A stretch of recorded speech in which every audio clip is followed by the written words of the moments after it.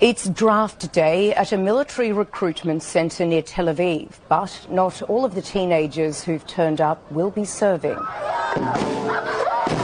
Sol Bihar Salik and Ido Olam, two young men who refuse enlistment, drum up support for their decision. The Israeli military right now is acting in a way that only propels violence and brings us farther away from safety for us as Israelis, hostages, soldiers, and Palestinians. I'm refusing to try and raise awareness, to try and raise opposition to this behavior. Ido also opposes the war and the Israeli occupation of Palestinian territories. He rejects the idea that all young Israelis should be forced to serve in the military. I think it's a big part of it is the militarism in our society.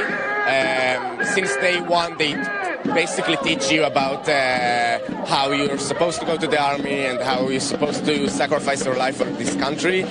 We want to break that. We want to break the status quo. These kind of objections are rare. Since October 7th last year, only a handful of young conscripts have refused service over their political beliefs. With most new recruits here today, they're very eager and excited to join the military. Whoever comes to kill you, kill him first. We're Jews, believing Jews. We do whatever God asks of us. They're confused. May God guide you to the correct path. Amen. Sophia Orr refused service in February and was jailed for 85 days. She knows what Sol and Ido are facing in military prison. My experience is obviously not nice. It's much better than the way that Palestinians get treated in prison, but it's still not nice, where I got yelled at and threatened for punishment if I kept talking about politics.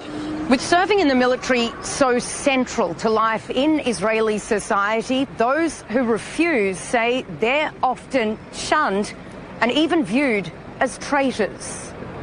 I get called a traitor, a self-hating Jew, getting told that they want to kill me or rape me.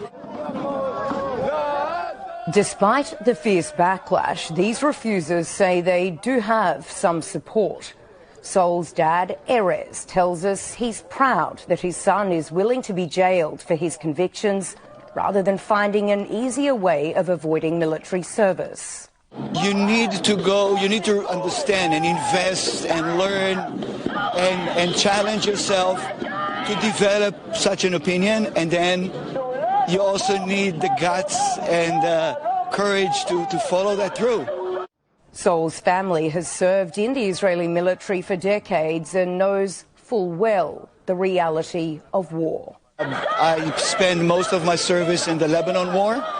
A couple of years later, I experienced the first uprising, the Intifada, and then the second one. So 3 wars in a lifetime is more than enough.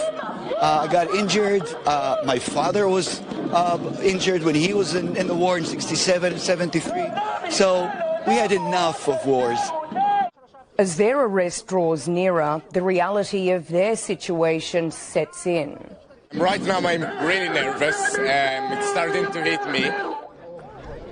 Amid final hugs and words of support from their friends and family, the young men collect their belongings. It's unclear how long they'll be away, as many conscientious objectors have spent multiple stints in prison. Sol and Ido surrender to authorities and are taken off to jail, facing an uncertain future. Sarah Coates, CGTN, Tel Aviv.